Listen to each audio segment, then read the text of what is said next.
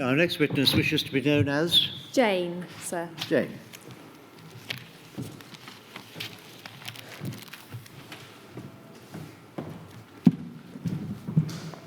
Please state your full name. Jane Ebrillwen Jones. And take the book in your raised hand and repeat after me. I swear by Almighty God. I swear by Almighty God. That the evidence I shall give. That the evidence I shall give. Shall be the truth. Shall be the truth. The whole truth. The whole truth. And nothing but the truth. And nothing but the truth. Thank you. Jane, you have von Willebrand's disease. Yes. How often do you have bleeds? When I was younger, fairly often, but these days, I've had one bleed in the last 4 years. You had a miscarriage in 1982. Yes. And on that occasion, you received cryoprecipitate. I did, yes. And when you received cryoprecipitate on that occasion, were you warned about any risks of receiving blood products? None at all. From your records, we can see that you also received blood and blood products, including factor VIII, Yes. in 1977, 1979 and 1984. Yes. Again, on any of those occasions, were you ever warned about any risks of receiving either blood or blood products? No. You were infected with hepatitis C, Yes. and you think it was from the 1982 treatment. Yes. Why is that? It was because I'd lost so much blood. I had to have quite a bit of blood transfusion and a lot of cryo. And so because of the volume Yes. you received, you think that's when you might have been Yes. infected, but you don't entirely know. No. How and when did you come to be diagnosed with hepatitis C? Well, I became very lethargic. I was really, really tired and not being able to do the things that I used to do. Along with that, I had pain in my tummy. So decided to go and see my GP. That particular day, there was a new GP at the centre, and he examined me, and the first thing he said was, "And exactly how much alcohol do you drink?" And I was totally gobsmacked because I don't drink. Now, I went home, and he was just playing on my mind. Why would he ask me such a question? So decided to phone then in Bangor Hospital, my haematologist, Dr. Tom Corn, and he made an appointment for me to go and see him. So I eventually went to see him, and he said, I'd like to make a blood test, take a blood test, and I'm looking for the virus hepatitis C, because I had previously been diagnosed with hep C. And he said, don't worry about it, because I don't expect it to be anything other than negative. So I had the blood test, went back for a scan. So never thought any more about it. I went back for the results, and as soon as I walked through the door, it was the first thing that hit me. There was a yellow sticker on my medical notes, which weren't there before. And do you remember what that yellow sticker said? Danger of infection.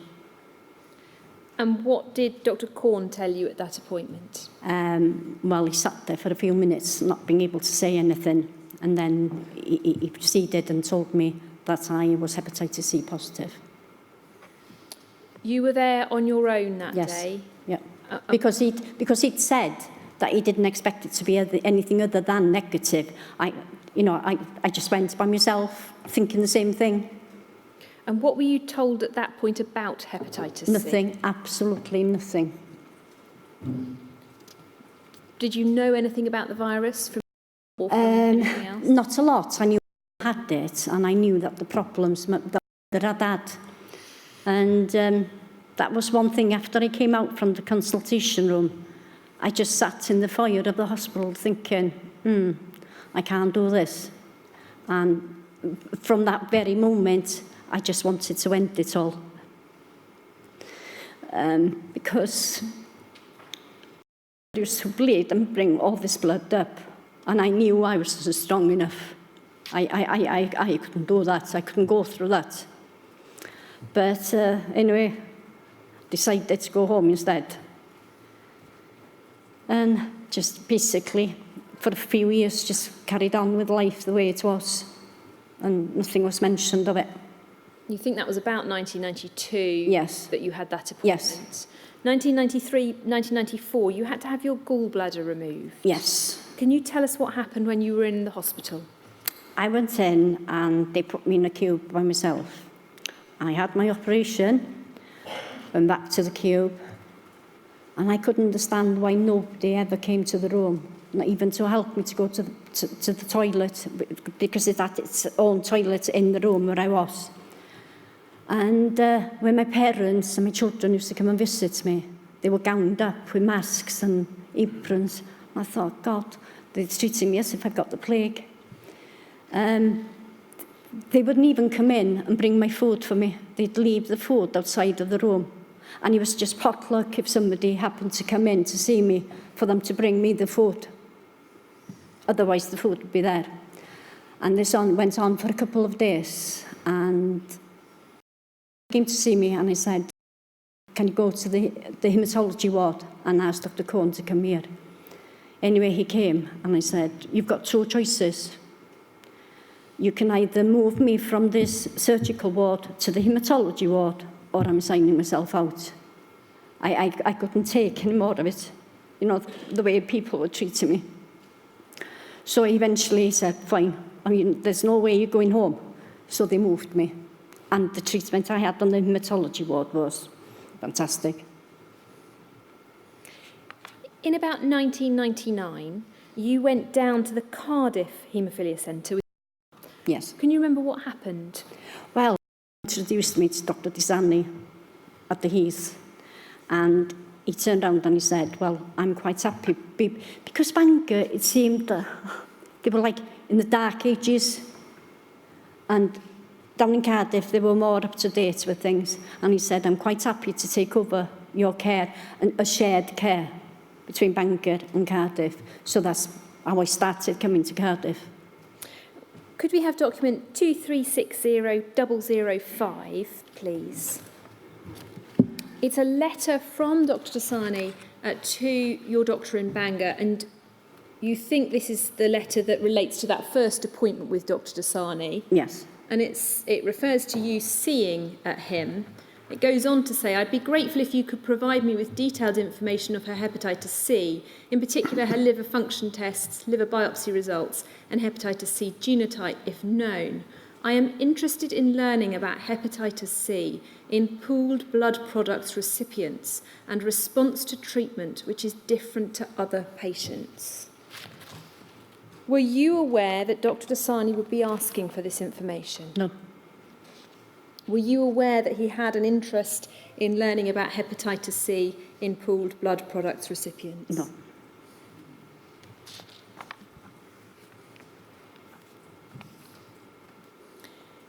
You had treatment for your hepatitis C on a number of occasions. Yes.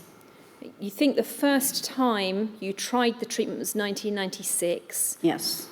Dates are you're a bit unsure about Yes. dates, but you think it was about 1996. The first attempt was with interferon and ribavirin. Can you tell us what happened on your first attempt?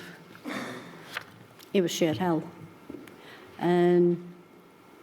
Within half an hour of having the first injection, I was ache, every bone in my body, every muscle in my body. I couldn't let anybody touch me because I was hurting so much. I used to lie on the sofa and I was just shaking with the shivers. It was horrible, absolutely terrible. I wouldn't wish it on my worst enemy. That series of treatment was unsuccessful. Well, at the 6 months, they checked my bloods and I was negative. And I remember my younger son saying, great, Mum, you can have a party, you've got rid of it. So I said, oh, no, leave it for now. So I carried on for 12 months. At the end of the 12 months, I was still negative. But within 2 weeks of finishing the treatment, I was back positive. And you then started your second attempt very shortly afterwards, again with interferon and ribavirin. Same effects again. But I only took it for about 6 months because I couldn't handle it.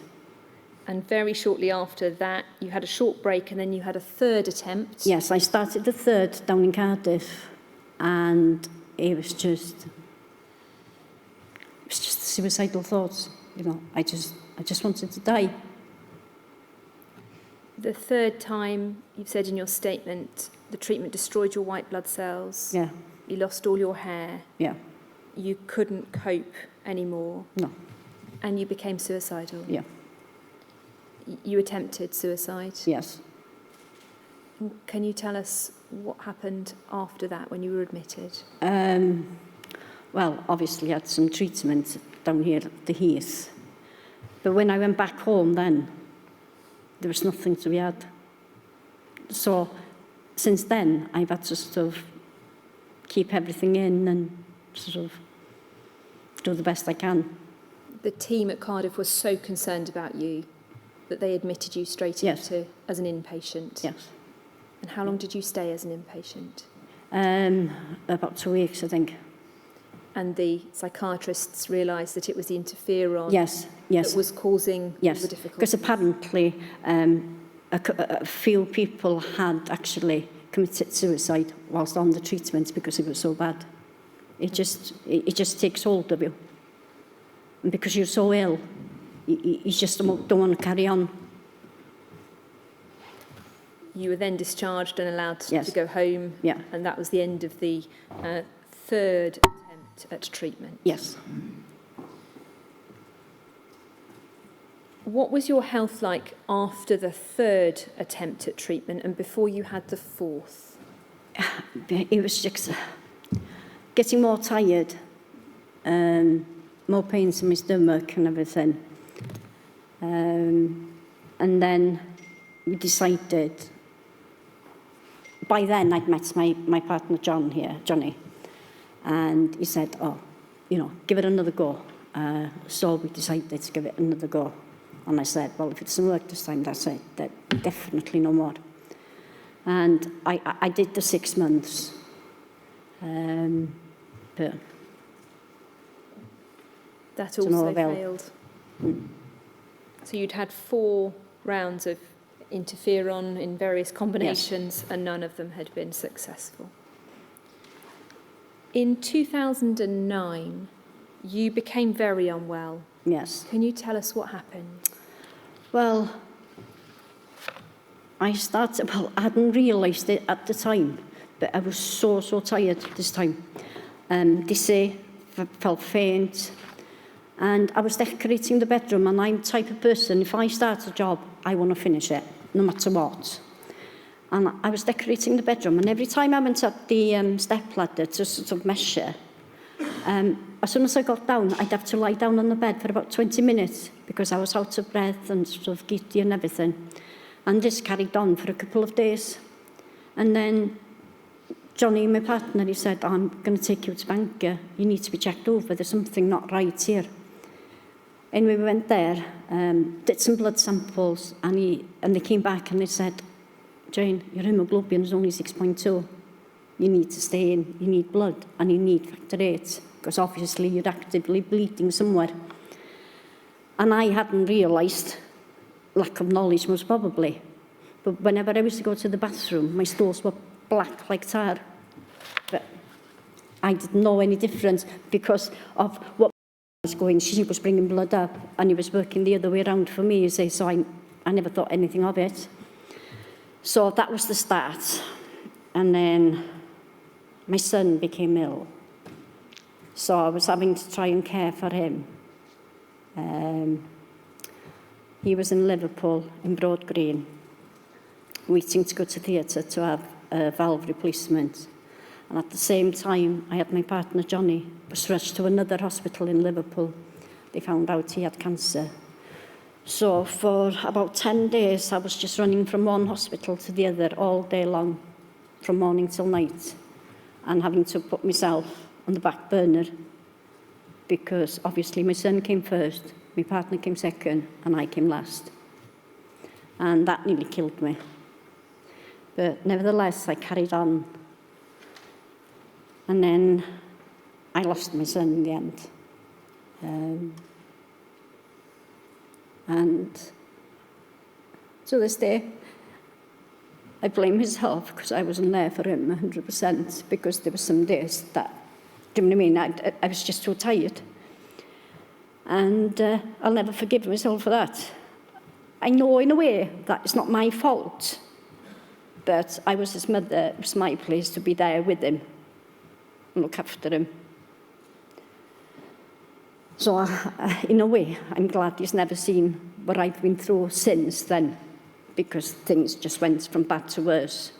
You continued to have a number of bowel bleeds Yes. over a number of years. Yes. And in 2013, you had a further significant bowel bleed. Yes.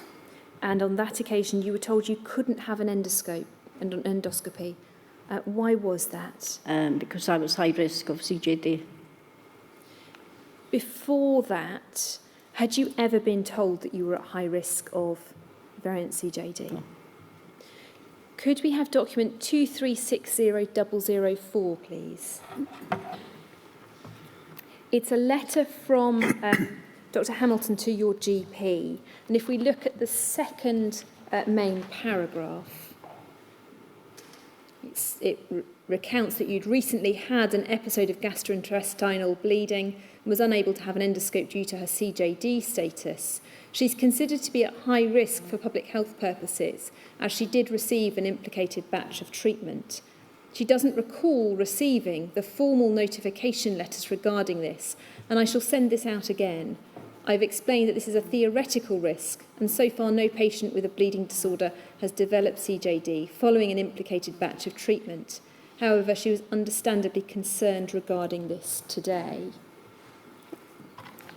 When you got your medical records, there were two documents in there dealing particularly with the VCJD, wasn't there? One of them was from Bangor, 236006, please, which shows a note in handwriting against an implicated batch, which is where you think your high-risk status comes from. Mm. And the second document was one from Cardiff, 2360002, please. And this is a letter from the University Hospital of Wales. And it says that they're enclosing a letter and patient information sheet, which is what you think you'd never received. No, I didn't, no. But the letter says we're enclosing a letter and patient information sheet about VCJD that the Welsh Assembly and Department of Health has instructed us to send to everyone with a bleeding disorder who attends the haemophilia centre in Cardiff. The same letter is being sent today to everyone in the UK who has a bleeding disorder. We've not been given any leeway as to when this letter is sent to you, and for some people, we realise that it will arrive at an inappropriate time. If we continue down, the letter notes that we have no records of you receiving plasma product in Cardiff during this period. No, I didn't, no. But of course you had received it in Bangor. Yes, I had, yeah. And they tell you to check with the other centre if you've been treated elsewhere. And then the following paragraph. Many people receiving this letter and information sheet will be worried, and we are sorry about causing anxiety. We did not prepare the letter and information sheet, and we were not consulted about its contents. We would have tried to make the information easier to understand and more relevant to individuals if we had had the opportunity. We would also have much preferred to give this information to everyone in person. We were unable to do this by the way the government decided to make the announcement. And then they indicate that they are willing and would be pleased to talk to anyone who has any questions.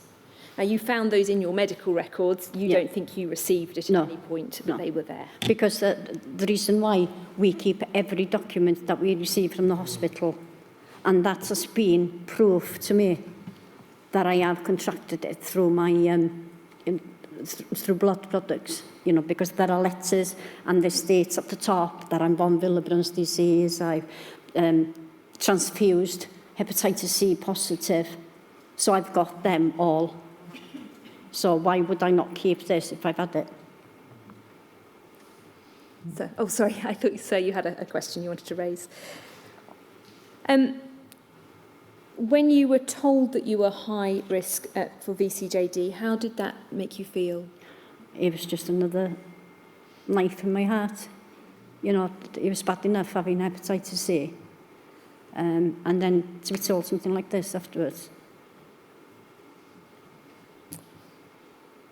In about 2013, as well as the bowel bleeds that you were having, you were becoming unwell with your liver. And you were having to have ascites drained on a regular basis. Yeah. Can you tell us what was happening in that regard? Well, if I was honest, I was in Liverpool. I'd been rushed to Liverpool after one of the episodes of the bleeds I had from the bowel. I was unconscious going there. I sort of woke up like a couple of days later. And I remember the day I was going home, the haemophilia nurse, Jane, her name was, I was very, very breathless and I was struggling to get up in bed. And she said, "How long have you been like this for?" And I said, "What do you mean?" "Well, breathless and sort of struggling to get up."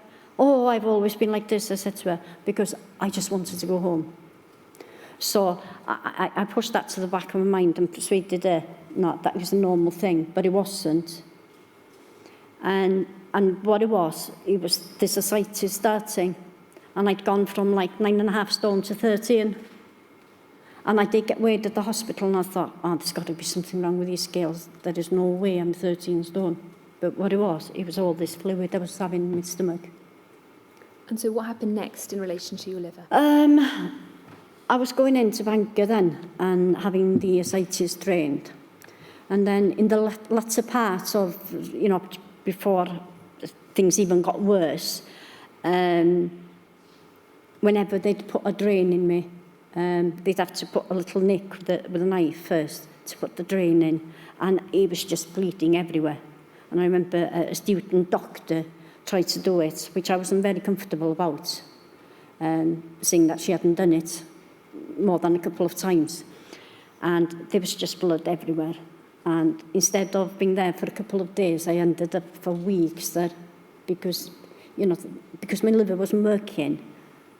Obviously, it was making whatever I had of clotting agents in my blood, which was very little, but it was making it worse because my liver wasn't working.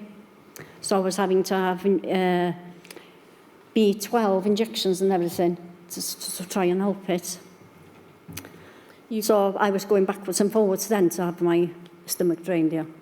And on one occasion, you've told us in your statement about an occasion when you met a friend and you had a very swollen, you were very swollen from the ascites. Yes, and they thought I was pregnant. And what was their response when you told them? They couldn't believe it. Because I hadn't told them anyway that I had hepatitis. But I just said, oh, I've got a problem with my liver. And they responded, gosh, who would have thought? Yeah. You an alcoholic? Well, that was when when I went for a scan to the hospital in Bangor, and it was an early scan in the morning, and then, oh, great, we can have a cup of tea and something to eat now. So we went to the cafe, and it was somebody that we knew. And he said, oh, what are you doing here? And I said, oh, I've just been for a scan. God, I didn't know you were pregnant, he said. And I said, no, I'm not pregnant. I said, I've just been for a scan on my liver, not thinking anything. And he said, oh my God, he said, who would have thought that you were an alcoholic? And I thought, that knocked me for six, that is, you know, to think that somebody thought that I had a problem with alcohol, and especially what the GP had said, you know, some years previously. And I thought, lack of knowledge. As the ascites got worse, there were then discussions about whether you should have a liver transplant. Yes. Can you tell us about that? Yes. It was in the August, I was sent to, August 2014, I was sent to Birmingham to the Queen Elizabeth for to see somebody there. And they said that the best step forward was to have a liver transplant. And we went there for the first assessment, where you get all these blood tests and x-rays, scans on your heart and so forth. And then you were to go back the following month to have the second part of the assessment. But in between the two assessments, I became very, very poorly. And Johnny, my partner, he said, I woke up on a Monday morning And I thought, today is my last day. I was so ill. And he said, you're going in. And I said, oh, just leave me, let me be. Anyway, he had his own way as usual. And I was taken in. And within an hour, I was in intensive care. And what had happened was, all this fluid I had in my stomach had punctured a hole in my diaphragm, and he was slowly drowning my lungs.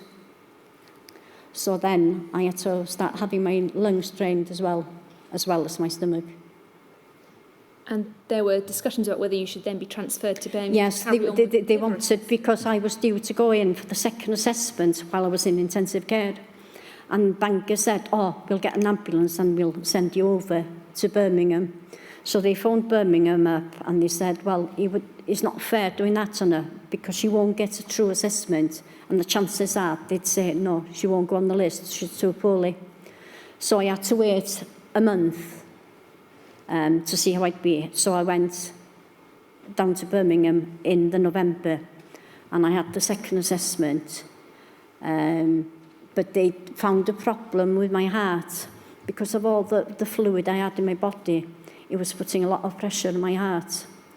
Anyway, they gave me another scan, and thankfully, because I had been drained, my lungs had been drained, and my stomach, so like 2 weeks before going to Birmingham, the heart was much better.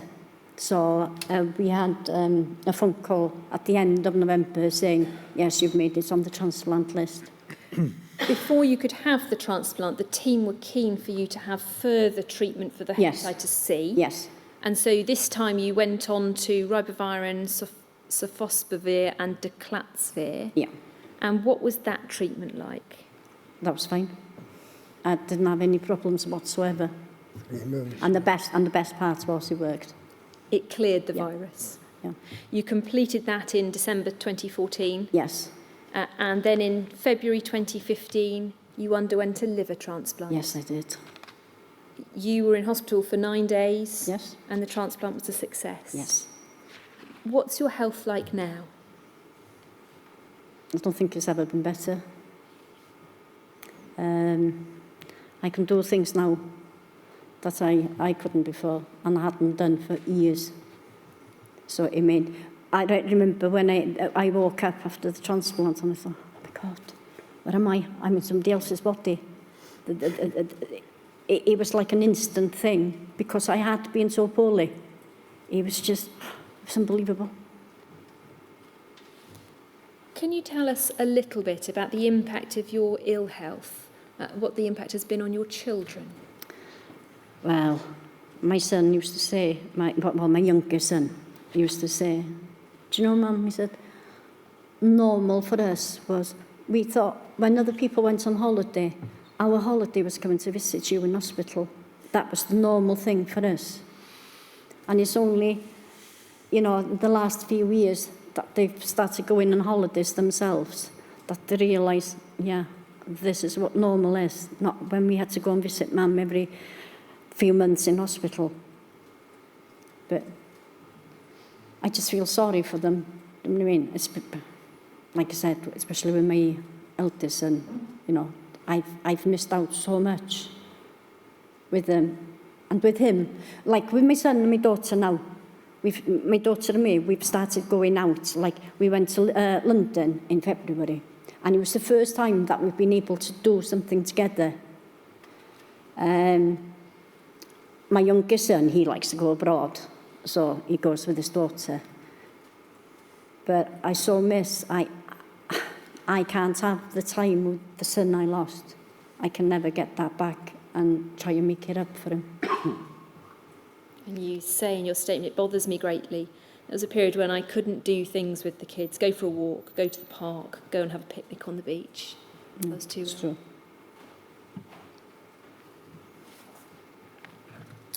You were told in about 2005 about the Skipton Fund. Yes. And received a payment from them and then received a further payment when your liver deteriorated. Yes. You now receive payments from the Velindre Trust. Yes. Do you remember applying for the payments? No, it was done. I think it was done. I think it was Dr. Desani actually who done it. He did everything. in Cardiff for me, so I didn't have to do anything. But the only thing was, because there was one stage when we were coming, oh, it was the last one, wasn't it? The fourth one in Cardiff, where The we had to fourth come... treatment. The treatment, yes, sorry. Resettlement to treatment. Yes. Yep. Where we had to come down every week for 6 months. We couldn't miss a week. We had to come down every week. And it was like a financial burden for us, because Johnny had to take time off work. And nobody said that we could claim any money back. And it was the same with the cold winter payments, because obviously when you've got something seriously wrong with your liver, you feel the cold. And I used to sit in the house with my clothes on, a fleece dressing gown on, heating full on. People would say, God, what's wrong with you? It's sweltering in here. And I used to shiver. I was so cold. I'd go to bed in all my clothes and my dressing gown, and I'd still be cold. And nobody told us about anything that we could claim like that, you see. And so while you're grateful that the paperwork was done for you, you wish there'd been more information about the travel expenses and the winter fuel. Yes. Those are the questions I have for you. Is there anything else you would like to say? The only thing I want to say is, first of all, is to thank this man that sat next to me. If it wasn't for Johnny, I wouldn't be here now. He's the one that's pushed me to be where I am today. Secondly, I'd like to thank my donor angel. Without her, I wouldn't be here either. I'd like to thank Lynn Kelly, who's been a backbone for us with everything that we've gone through. She's always been there for us. Thanks to Brian and the team for letting me have this opportunity to tell you my story. Thank you. I'm just going to turn. There are no further questions. Well, thank you very much for not sparing us the brutal reality of your illness and the treatment that you've had and its effects on you. It's important to hear it in the way that you've told it. So thank you. Thank you.